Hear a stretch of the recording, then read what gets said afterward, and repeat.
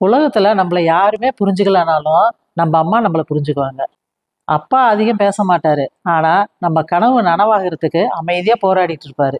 ஒரு நாள் அம்மா வீட்ல இல்லைன்னா அப்பதாங்க புரியும் வீடு எப்படி இருக்குதுன்னு. அம்மா அன்பை வெளிப்படையா காட்டுவாங்க. ஆனா அப்பா செயல்ல காட்டுவாரு. நம்மளோட கனவு பெருசா இல்லையா அப்படிங்கறதெல்லாம் தெரியாது. ஆனா நம்மளை பத்திய கனவு அம்மா அப்பாவுக்கு பெருசா இருக்கும். நம்ம வெற்றி நம்மளோடது மட்டும் இல்ல, நம்ம அம்மா அப்பாவுடைய வேண்டுதலும் உழைப்பும் தான். நம்ம பெரியவங்கள ஆனதும் ஒரு விஷயத்த மட்டும் மறந்துடக்கூடாது. நம்மள பெரியவங்கள ஆக்குனதே நம்ம அம்மா அப்பா தான். பணம் போனா கூட சம்பாரிச்சுக்கலாம். ஆனா அம்மா அப்பா போனா நம்மளுக்கு கிடைக்க மாட்டாங்க.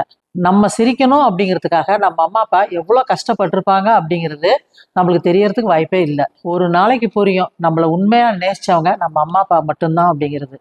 நமக்கு கடைசி உருண்டை சாப்பாட்டை கூட போராடி ஊட்டின அம்மா அப்பாவை வெளியே யார்கிட்டயும் சாப்பாட்டு கையேந்த விட்டுறாதீங்க.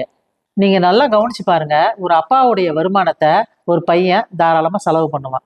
ஆனா மகன் சம்பாதிக்கிற பணத்தை அப்பாவால சுதந்திரமா செலவு பண்ண முடியறது இல்ல. அப்பா வீட்டுல மகன் சாப்பிடுற மாதிரி மகன் வீட்டுல போய் அப்பாவால சாப்பிட முடியறது இல்ல.